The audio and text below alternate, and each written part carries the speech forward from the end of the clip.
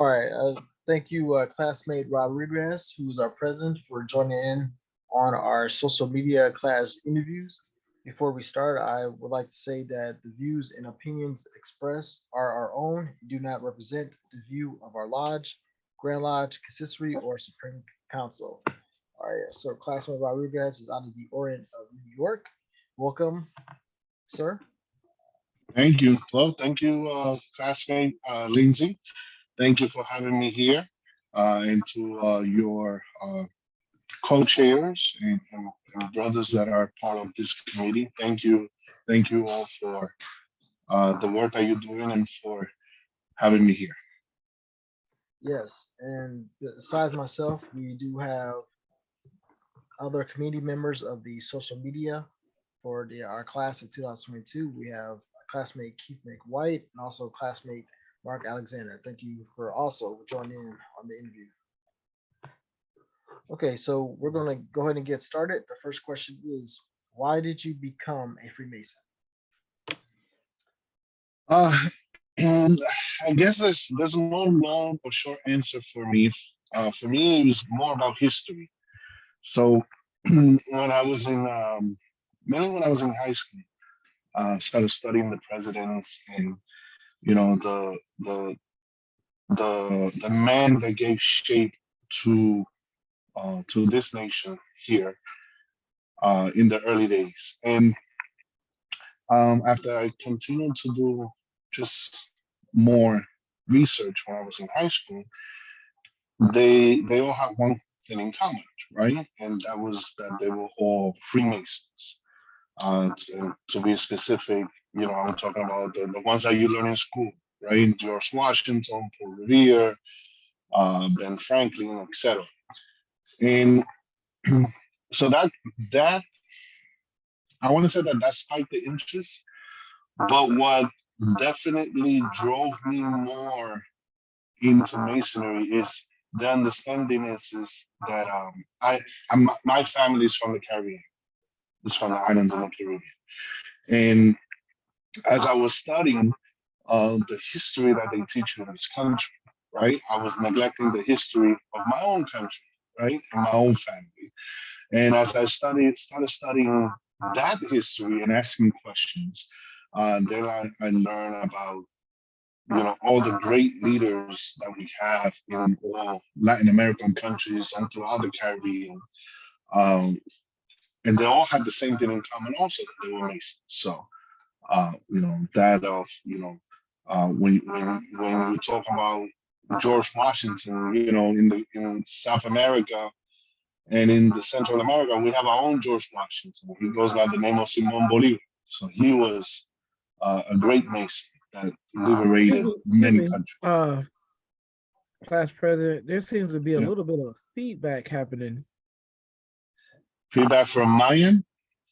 Can anyone else hear that? It's just like a little buzzing. Yeah, I was going to ask the same question. Yeah, it's I think it's on your end, Raul. Okay, give me 1 second. So I'm going to take off. I had. Is that better? That's better. Oh, I'm Yeah. sorry. So it was my. Yeah, that's perfect now. Yeah. Okay.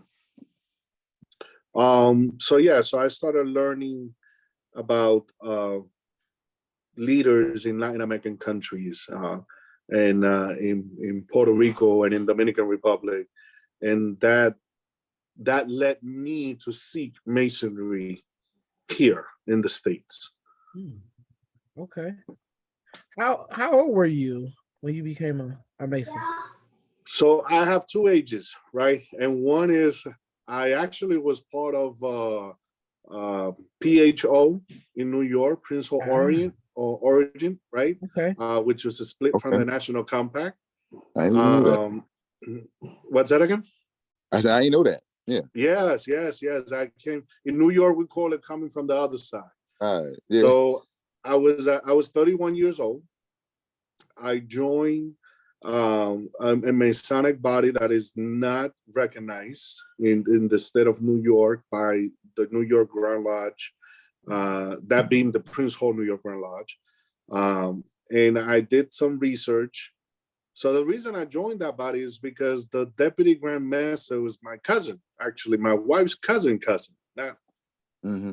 not the second neighbor from down the street that we grew up to. You know, that they're real cousins. Mm-hmm. So I joined because it was family.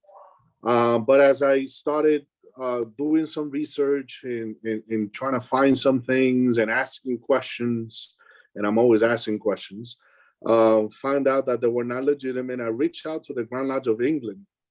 Mm-hmm. And at that time, I made contact with Right Worshipful Roberts, which I've learned that I believe he passed away now through COVID the last couple of years. But I reached out to Right Worshipful Roberts of the Grand Lodge of England, and he informed me that I was part of a Masonic body that was not legitimate and was not recognized.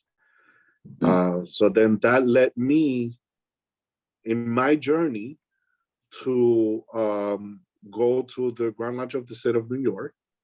I visited a couple of lodges and visited the Prince Hall Grand Lodge, and started, continue my journey 10 years ago. Actually, this November is my 10-year anniversary. Oh, wow. So I was 34 years old when I joined Prince Hall. Wow. Okay. And what year was that? What year you came That out? was 2013. Dorian was Grand Master. Okay. Okay. What month did you join? I joined he did a Grand Lodge occasional in the 1st District in November. We So came I in at the joined. same time, dog. I didn't even know. I was gonna ask you, Mark, is that the same thing that happened with you as well? Yeah, exactly. We came in the same time. We didn't even realize that. Wow, that's crazy. Yeah, Wow. 2013. You both Yeah. got your 33rd at the same time, and you both got Yeah, all at the same time. came Yeah. over. So in your jurisdiction, since both and I'm veering from the interview just a little bit, but I'm just curious to know, from your jurisdiction, is it also considered being healed when you come No. over to the Prince No. Hall side? No, that's different. That's different. Yeah. Okay. Yeah, that's a little bit different. Yeah, you have to take all the degrees over again. If you was him, all you would do is give him an obligation. Right. Okay. So wow. So you had to do all the, so you all kind of did It's a one-day class. 1 day class. Okay. Yeah, One day, yes. Okay. Oh, wow. Okay. Yep, but that's only done for of course, at the Grandmaster's prerogative, right? He's the only one that can call that, and Right. and the restrictions are set by him and his team. That's his right, exercising through the landmarks, is making Masons at sight. Right. Yeah. Okay. Wow. So you all came over together and got your 33rd together. Mm-hmm. And I believe we serve as most wise together too, didn't we? Most wise and commanders in chief. And commanders in chief. Yeah, we serve together. Yeah. That's ironic. Y'all just kind of bonded. Y'all like connected at the hip almost. Yeah. Mark and I. Mark is one of the few brothers I like. No, I like a lot of brothers. But Mark and I, we've grown, which is funny because at one time I thought that Mark was a past master. I was, affiliated past master. Well, yeah, but here. Now in Prince Hall. Yeah. And then the same thing, it was thought by a lot of people that they thought that I was a past master just when I was a senior deacon. And it's because the way that we, and I think I could be wrong, but right, the way that a lot of people attribute that to is the way we carry ourselves. Yes. Right? Yes. And the dedication that we have, to our craft. So. And you are. I'm sorry. Go ahead. I'll leave my question. Go ahead, Brother Lindsay. Okay. Well, I was going to ask, what inspired you to become a Scottish Rite Mason? So, it was selfish reasons. to be honest with you. Okay. Selfish Me too, reasons. man. When I say selfish, I'm going to explain myself. Is because here in the States, and I believe, every other country that I've traveled outside of here, when you say you're a master mason, that that's all people need to hear. That's all a brother needs to hear to open up their house and say, welcome, my brother, and spend time with you and give you that brotherly love and that bond, right? But in Latin American countries, it's a little bit different. And the reason for is because Scottish Rite is more prominent in Latin American countries, especially in the Caribbean. Okay, when you say you're a Mason, they give you love, but when you say you're a Scottish Rite Mason, right, or you're a past Commander in Chief, or you're a 33rd, it's a whole different world of love, right? And I started experiencing that when I started traveling to the Dominican Republic. Um, Puerto Rico is a commonwealth. That's just a fancy word for colony of the United States. So Puerto Rico is just like here. But when you travel to the Dominican Republic, um, they they do their work. The first and second and third degree still done Scottish Rite. Um, and Yep. when you travel uh, to other islands like Cuba, I also have been to Cuba and Havana. They do all of their business on the first, second, and third degree of Scottish Rite. So I say it's a little bit of selfish reasons, and it's because I wanted to travel back home, right, to Latin American countries and to the Caribbean, and get that big grand welcome. Hey, my brother, he's Scottish Rite. Okay. Wow. So yeah, that's one of the main reasons why I joined Scottish Rite. And then the second one was my one of my great beloved brothers in the state of New York is actually a Grand Junior Warden. He he asked me if I was interested, and I said yes, but I told him that I didn't know much about it. And at that point, he was the Tri-Stone Master um, uh, of our Lodge of Perfection, and he told me that he will guide me and that he will help me, and also that he was conferring some of the degrees that year that I was coming in. And that year was 2014. And in that year, we had 27 brothers become freighters. And out of that class, we've had, I believe, 7 33rds and 6 commanders in chiefs out of that one class. So, yeah. Okay. Nice. Raul, may I ask, I don't know if you know offhand, but and I know it might be to me it's kind of rather unique that your bodies in King David are all have different names. Because I know Mount Olive is the name of your Rose Quarters chapter and it's King David Consistory. But does the Lodge of Perfection has a different name? So it's the Lodge of Perfection is Mount Olive, Lodge of Perfection number 3. The Rose Croix is Rose Croix chapter number 3, and then the Consistory. Yeah, those are the names they carry the same number. Yeah. Okay. So it's King David number 3. King David Consistory number 3 as well. Right. So King David Consistory number 3 in New York is the third oldest. Well, it's the third oldest consistory in the Scottish Rite Northern jurisdiction. And I mean, just like any other consistory, it's amazing, it's great, but it is one thing to be really proud of when you are part of the third oldest consistory. So I can only imagine how the brothers in Philly feel. Yeah.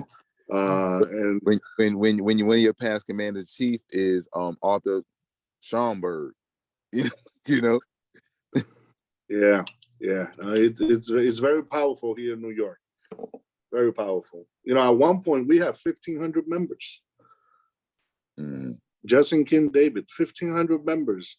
And I've seen it grow, and I've seen it where we are at a position right now that we could have 1,500 members again, but it's up to us, men like us, to continue to carry that torch. So true, so true. So, what Masonic houses do you belong to? Oh boy. So mm, so I am a Royal Arch Mason. I'm in the Red House, I'm in the Purple House, I'm in the Knights Templar. I'm in, of course, Scottish Rite. I am other affiliated bodies. I am a past patron.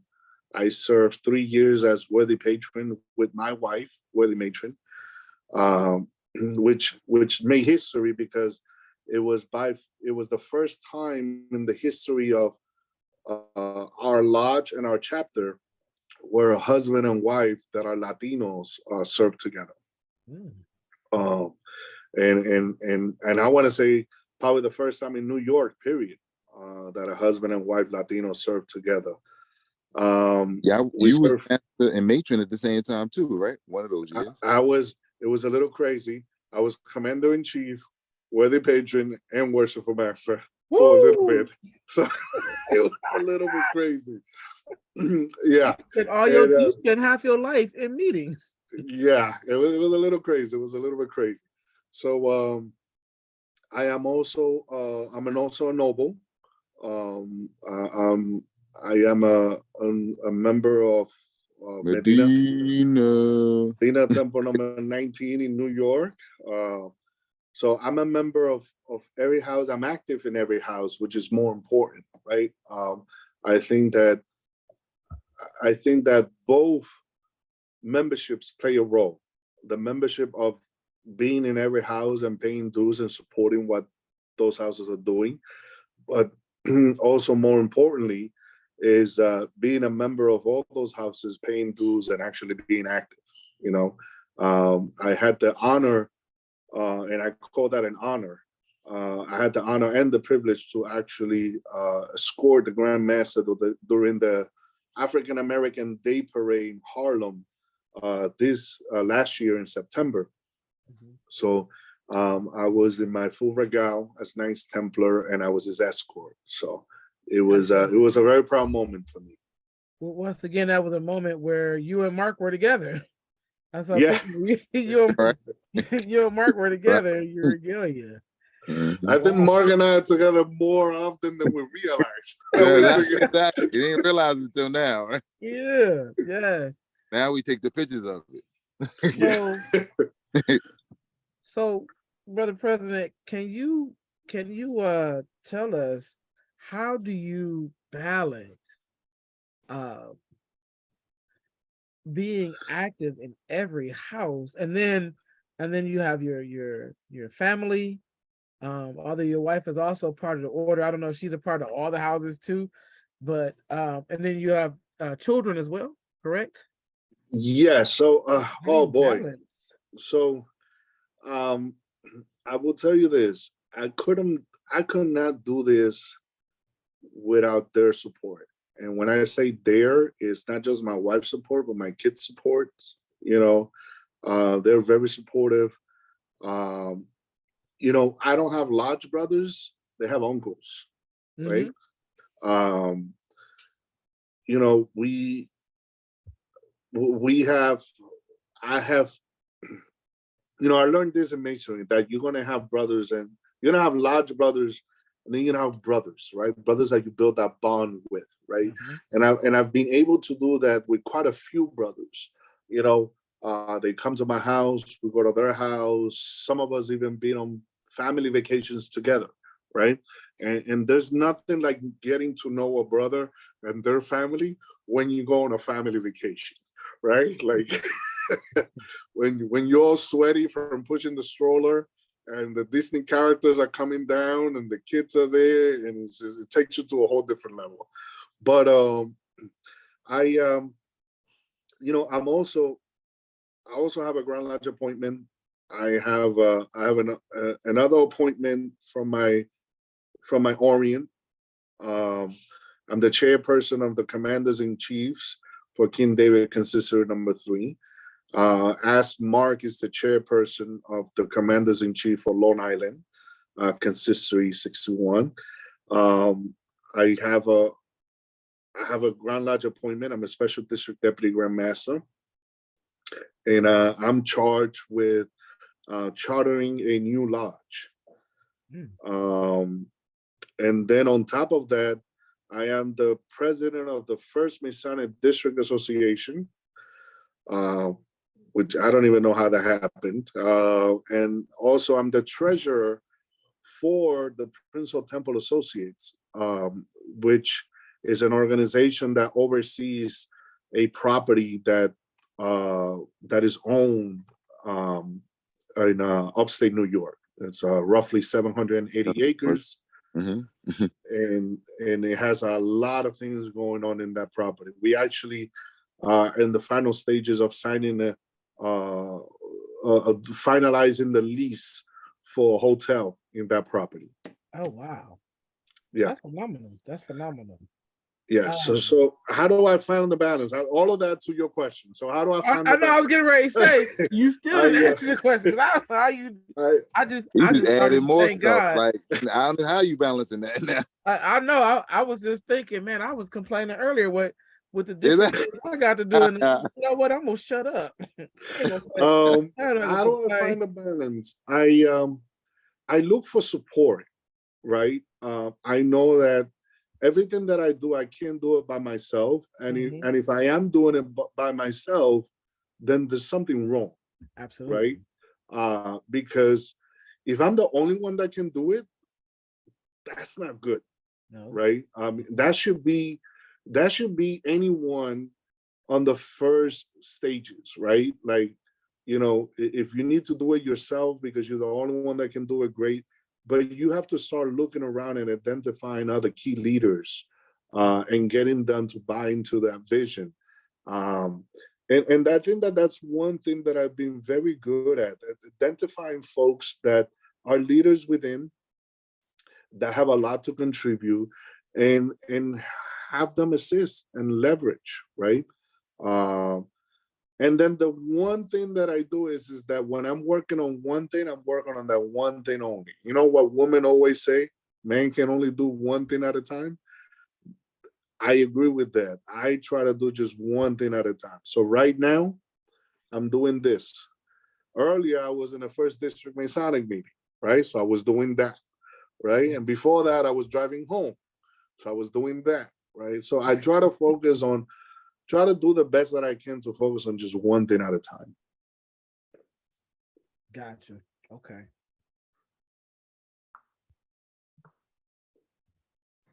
All right. So, what is your favorite Masonic house, right, and why? I'll tell you why. That's an easy question. That's an easy answer, and that is Scottish Rite. And I'm gonna tell you why. Because I was about to, in 2014. Mind you, I only came in 2013, right? But in 2014, I was about to quit Prince Hall Masonry. Okay, I was about to say, let me return this apron to whoever it belongs to. I don't think that this is for me, right? And it was because of I wasn't looking at the organization. I wasn't looking at what the ritual teaches us. I wasn't looking at the ritual. I was looking at the man, right? Because men are very predictable, right? Men will disappoint you.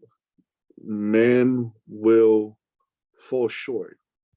Men will struggle. So I was focusing on a lot of negative instead of positive that the organization has and that the ritual teaches us, right? You know, I wasn't focused on let the world see how Masons love one another, right? I wasn't focused on that. I was focused on a lot of the negative. And my favorite house is Scottish Rite, and it's because at the verge of me contemplating the idea of quitting or taking a step back, I went to, um, actually, I was forced to. I was forced to go to a council of deliberation upstate New York, and and I went there the day before, and I'm a sublime prince, so the only role that we play is escorting the dignitaries in, for the session, and clashing swords and walking with candle bearers and all. That's so a lot of us went, did that, and then just left back home. But actually, I was forced to stay because I didn't drive, so I was forced to stay. And when I stayed, we at the banquet that night, um, I heard uh, Grady Edge speak about the book program, the Grady Edge book program that he has in the state of New York. And how they had just finished donating 500 books to a local school. Then there was a presentation about a science lab that was completely funded by the Council of Deliberation, okay, at a local school. So I was like, wait a second. The issues that I'm about to make one of the biggest decisions of my life. And I was basing it on individual men instead of the organization and the ritual, not understanding that this is what the organization is actually doing. This is what we're doing. But I was just too focused on just, very little. So I will always say Scottish Rite kept me here, kept me in Prince Hall, kept me engaged in masonry. And every other house, I became a command. I became a leader in Scottish Rite before I became a leader in any other house. Meaning, I was first. The first house that I ever led was the chapter of Rolls Royce. Before I became a worshipful master or any leadership role in any other house. So it gave me my foundation too. Did you find that? So let me start off by saying this. I follow the Prince Hall think tank, and Oh yeah. so and one of my favorite episodes is the one that's talking about the you, which I believe is you're alive, right? And let me tell you, the brother that was on there talking about it, and I've watched it many times, and the question that was posed toward the end of it was, the change of culture in your lodge, did it help any of the other houses in masonry? And they they were talking about how they had brothers in the other houses, and they had one brother that was going up for his 33rd, and it was you. Like, it was I said, I had to stop and rewind it and say, hey, that's my president. Like, they could hear me, like that hadn't already been several years old. But Yeah. my question to you goes to so as you just talked about your leadership, I believe you said the chapter of Rose Core, is that right? Hmm. Did you Correct. find did you find that to help and aid you in your leadership role, and as you became worshipful master, and then also pushing the change in the culture of your lodge? So yes, absolutely. So when I joined my lodge, my Adelphi Guinea Lodge number 14, it's is a very unique lodge, as all lodges are. But one unique thing that we have is that we meet. So we have a monthly meeting. We meet on the fourth Tuesday of every month. But a unique thing that we have is that we meet every single Friday. Mm-hmm. And that's not easy.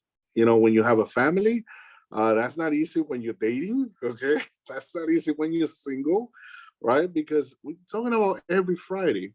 But when I joined in November. In October of that year of 2013, I have gotten a job with my employer with the municipal union, District Council 37 in New York City. And I come to find out that in November In December, I'm sorry. So in October, I get a new job. In November, I join Princeton Masonry. In December, they tell me you have a mandatory meeting the fourth Tuesday of every month. Downtown begins at 6 p.m. Your lodge meeting is in Harlem and it begins at 7 p.m. So guess what I can never do now? Meet my lodge meeting, right? But I still kept engaged on coming every Friday as much as I could. And I joined the consistory. So what the consistory allowed to do is allow the leadership of my lodge to see me as a leader, right? What my lodge allowed me to do is to become a leader for every other house, right?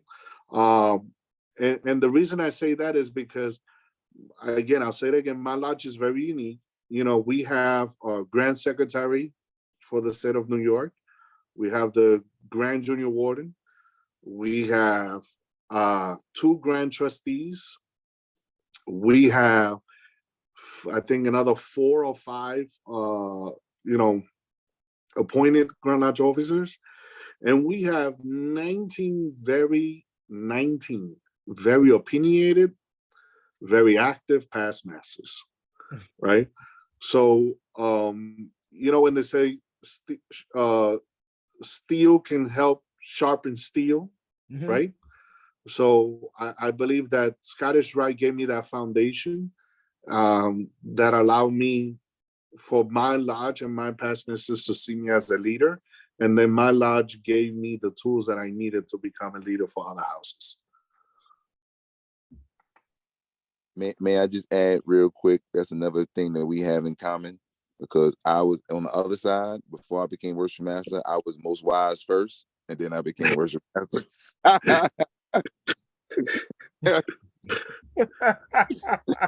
Yep. Wow. So, what is your profession? So, on paper, I am a council representative for DC 37. That stands for District Council 37, which is the 37 council district of the American Federation of State, County, and Municipal Employees Union. So I am a union representative on paper. What I do as a profession is I'm an organizer by trade, from organizing parents for a community issue, around a community issue, to organizing students. I'm an organizer by trade, and that has allowed me to be very effective of what I do for a living. I negotiate contracts. I represent municipal employees in New York City, specifically in the Professional Amalgamated Employees Union, and also the lieutenants and captains for EMS, emergency medical services for the fire department in New York City. I assist in negotiating contracts. I assist in bargaining sessions. I do representation.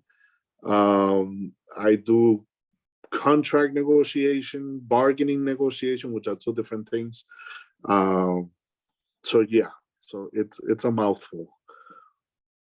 But at the end of the day, my job is to make sure that my member has a job, and that his or her rights are not being violated by the employer, city government, state government, or federal government. Yeah, your job sounds like fun. It almost is just like with you and GIG Alexander. Your job is parallel to your Masonic profession as well. So it's interesting. Yeah, it's very interesting. I have to say, I have to agree with that. It's I work with every single character that's out there. When people say, "Oh, people have different characters." Oh, yes, they do, and I've managed to work with all of them. But I'm very proud of what I do, because very few people can tell their boss how they feel, or their supervisor, right? Because if you do, you lose your job, right? Especially if you don't have a good relationship, right? So I'm that person. that can come in and tell your supervisor, no, Linz is not doing that. No, Keith is not doing that. No, Mark, Mark is not going to do that, right? I'm one of those very few people that can sit across the table and tell your supervisor, manager, director, executive director, your employer, no, we're not doing that. So I'm proud of that. So with your busy Masonic life and your seemingly busy work life, do you have time for hobbies? And if you do, what are they? So I do. I'm very fortunate. Yes, I do. I'm very fortunate that my wife allows me to have hobbies, right? I'm kidding. No, so I do have a few hobbies. I love traveling. I love to travel. I love to travel. I'd encourage everyone, to travel. Don't wait until you retire, because you might not retire. Don't wait until you get older, because your knees are gonna hurt, your back is gonna hurt. I love to travel. I promised my wife a few years ago that I'll do everything I can to give her one vacation, just the two of us. And we focus on doing one vacation, just the two of us, going somewhere. And we focus on doing one with the girls. We have a 10-year-old and an 11-year-old. And then on top of that, I do like um, um, target shooting, sportsmanship. I don't do hunting anymore. Okay, I did that for a little bit. But I do enjoy shooting, especially long distance shooting, and anything that is masonry. Sometimes I kind of lean that towards being a hobby too. Sometimes, you know. So if one of your things is travel, where's the furthest you've ever traveled? So, so Masonically, is being Havana, Cuba. Okay, where I met. Wait. There's two different types of travel. Oh, absolutely. To me, it is. Of course. Okay, of course. I'm learning. I'm absorbing here. I'm absorbing. Yeah. Absolutely.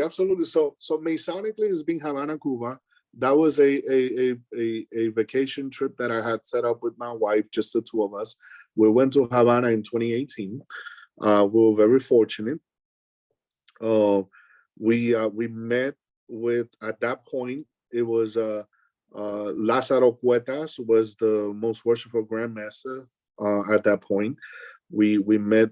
I had the privilege of meeting him here in New York, in the States, in Long Island, when he started seeking mutual recognition with New York and Cuba, because of the great history that of course both Grand Lodges have. So Masonically has been Cuba, and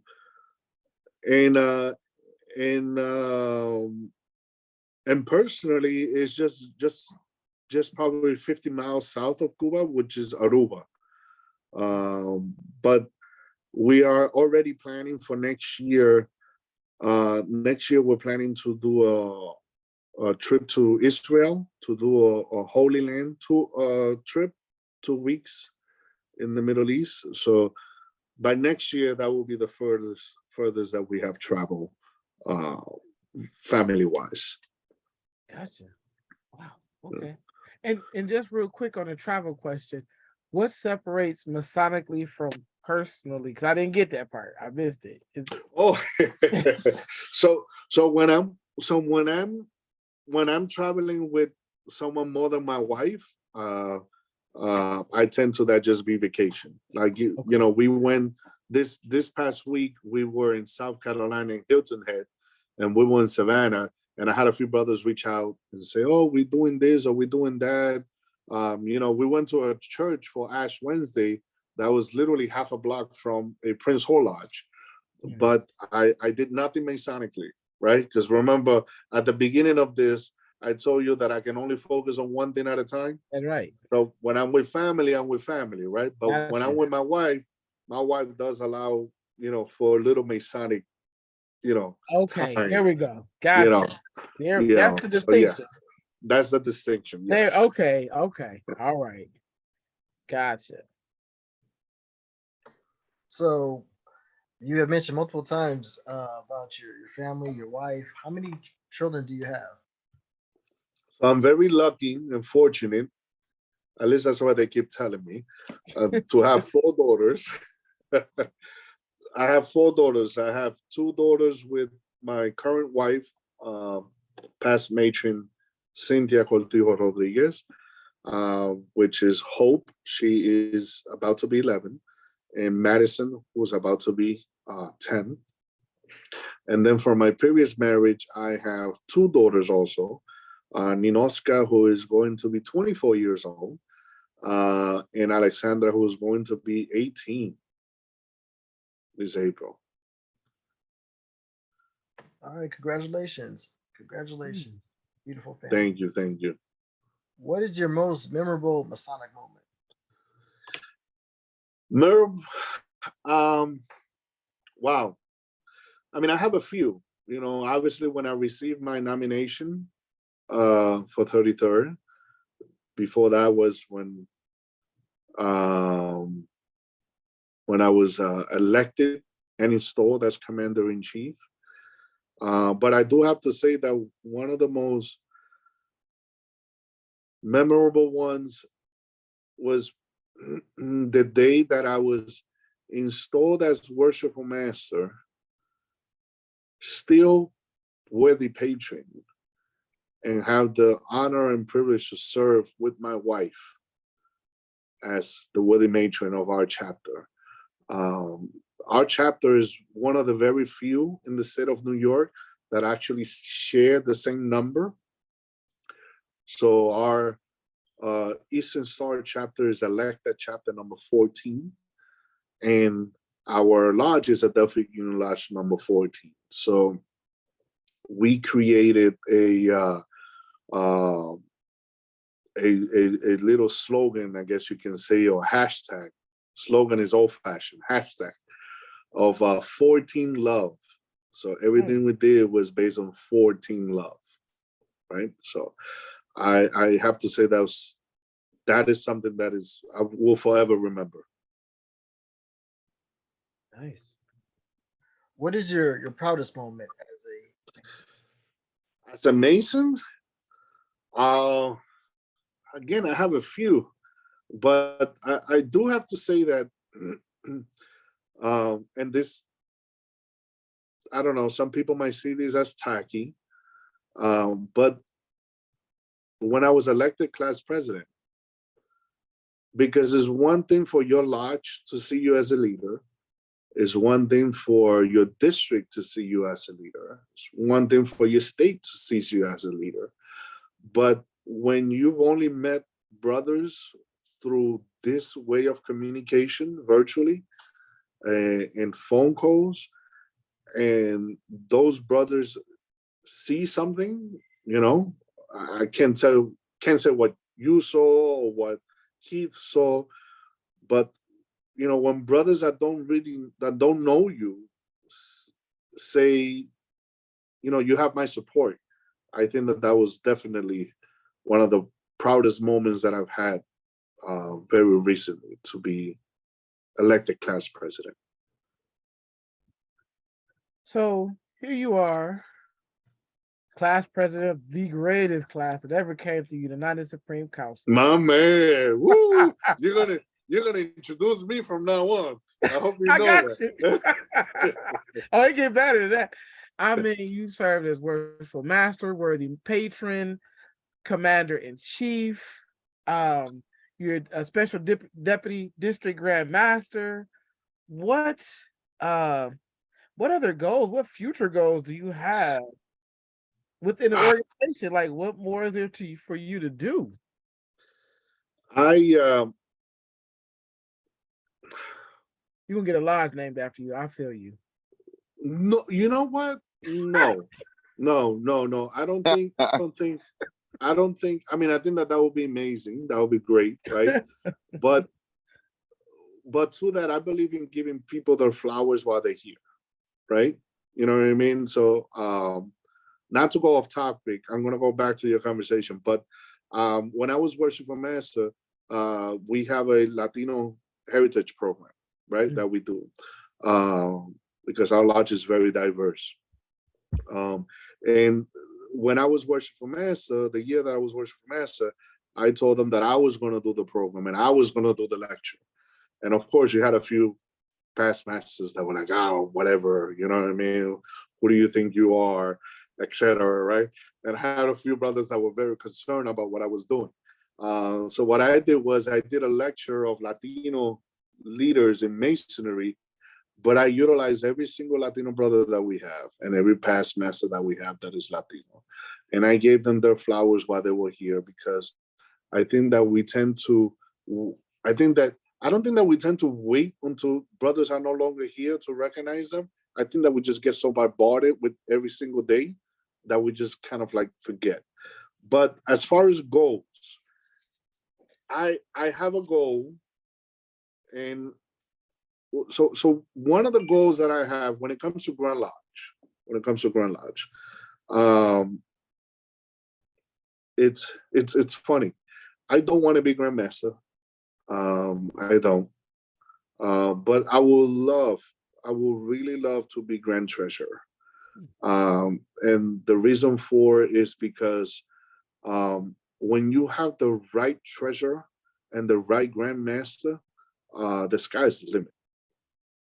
Okay, there's so many things that can be done with making sure that the right grandmaster has the craft, doing the right things by the craft, and that the grand treasurer is doing the right thing with the monies and the prop and the, not the properties, but the monies, and educating other lodges on finance and what they can do to have a stronger financial household within their lodges. So if it's a goal as far as a position, it will be that. Um, a personal goal that I have is I want to create a forum of Latinos in Prince Hall Masonry, specifically, where we can share best practice, okay, and best ideas, incorporating our culture, right? Um, so I think that that's very important, uh, especially in Scottish Rite. I was told recently that I'm the first Latino class president ever, right? So at the same time that I'm very proud of that, uh, I'm like, wow, I have a lot of work in front of me, right? Because if I'm the first one, it means I can't be the last one, right? We need to, encourage more of our Latino brothers to get more involved in Scottish Rite Masonry. A gold in Scottish Rite, um, it's funny because Mark asked a few months ago. He asked, "Who's going to be the first purple hat in our class?" Right? Um, and it's been a a unwritten rule or tradition that class presidents do get a purple hat relatively quickly, right? Because it's happened in New York specifically. Um, but I'm not concerned with that. I want to be able to see my consistory, see my Orient, see my Valley, see my Orient grow more in Scottish Rite. So one personal goal that I have is to assist my consistory, my Valley, and my Orient in not only doing best practices with past commanders in chief to assist the incoming commander in chief, but to grow our membership.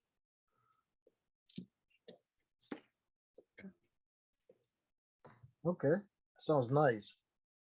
Sounds nice. Grow the membership. That's always positive, especially when we have an active uh, brother freighter that is dedicated to growing the Cicerine organization. That's awesome. So, what do you want to see change or more of within the organization? Uh, you mean Prince Hall? You mean Scott is right? All of the above. Prince Hall, Scott. All of the above. So I think that when it comes to my Grand Lodge, I think that we are in New York. We are headed to on the right direction. We have we have some strong leadership in place, right, at different levels.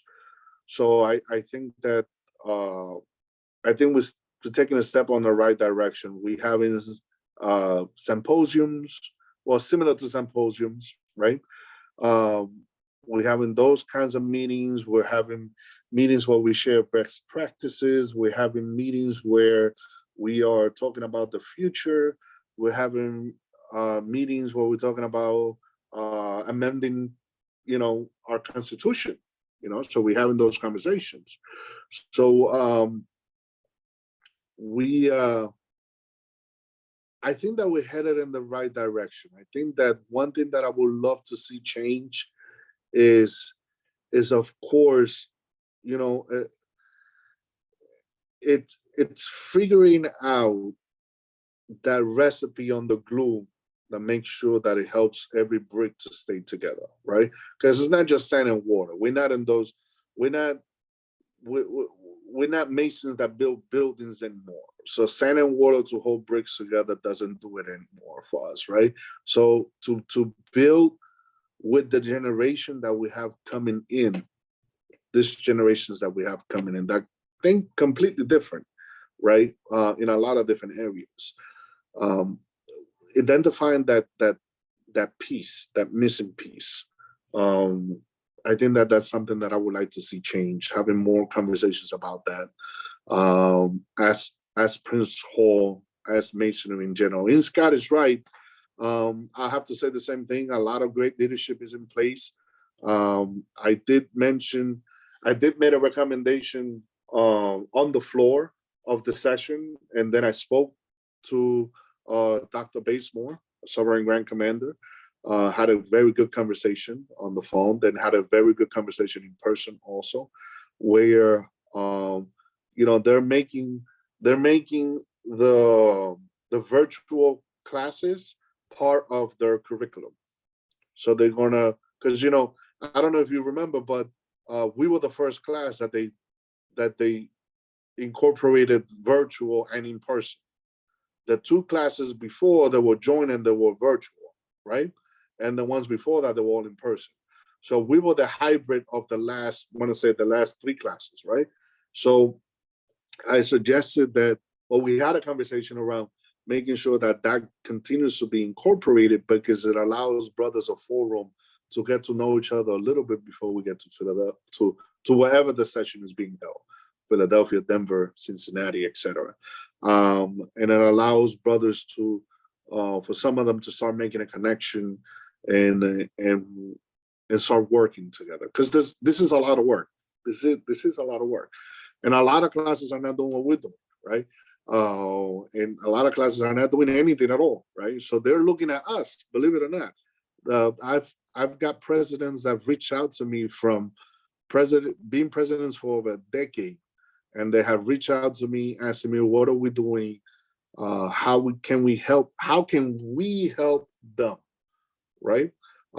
Because they're not really doing much. And I talk about the great work that you guys are doing, right? With the social media committee. And I talk about the fact that we had, before we left session, we had a Facebook up, we had an Instagram up, we have an education committee, and they were like, an education committee, what does that even mean?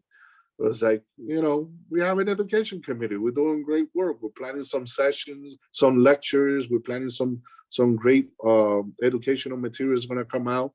Um, the social media committee is doing videos. So I talked about these videos, right?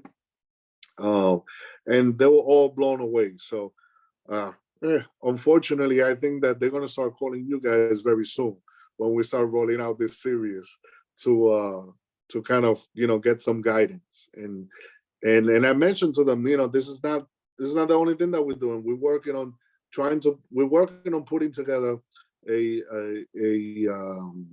newsletter, right? We're working on putting together, sessions where when we go to United Supreme Council sessions, that we fellowship, you know, and that we do some form of project together. So they were very excited. And I think that that's one of the things that will allow us to set us apart, right? And to be that great class that Keith was talking about, is the fact that, we're doing all this great work now.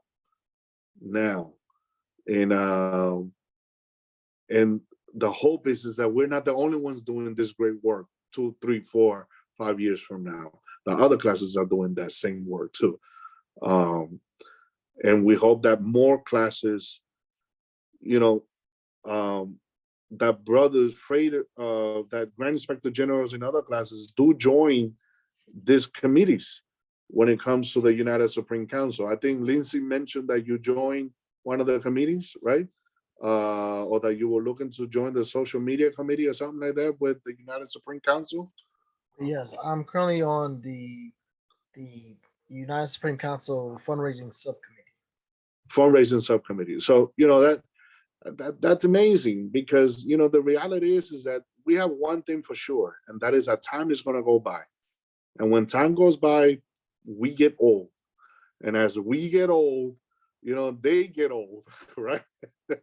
And we need to start identifying leaders, for these committees and for all this great work, because the work has to continue. It has to, I have some crazy ideas for our class later on. I'm going to be sharing with some of you folks, so please don't chop my head off yet, okay? Because the work still needs to continue, right? So. Okay, thank you very much for those awesome answers to the questions. I would like to ask classmate McWhite, are there any other questions that you would like to ask, or is there anything that you would say? I have tons of them, but I would like to let our president get back to his family. No problem. Well, you can call me anytime, brother. Yeah, I would like to talk. Again, one of my favorite think tanks is when I heard the things going on with the change of culture at your lodge, actually. Mm-hmm. So I thought that was quite unique, and I'll tell you, we're doing some of those similar types of things here in Toledo as well. That's awesome. One of the main focuses that we have in our lodge when it comes to changing the culture is that, we, in everything that we do, we divide everything in 3. Everything we do, we divide our lodge meeting, we divide our study classes. Every time that we get together, we divide everything in 3. We do a little bit of business, we do a little bit of ritual, and we do a little bit of fellowship. Right? So, and all of those 3 play a huge role in everything that we have done. We went from, of course, I wasn't there, but in the 90s, we went from not being able to open a lodge meeting to today. We're the second. I mean, it's a little bit debatable, right? But we're the second. I must say second. We're the second largest lodge in our jurisdiction. We're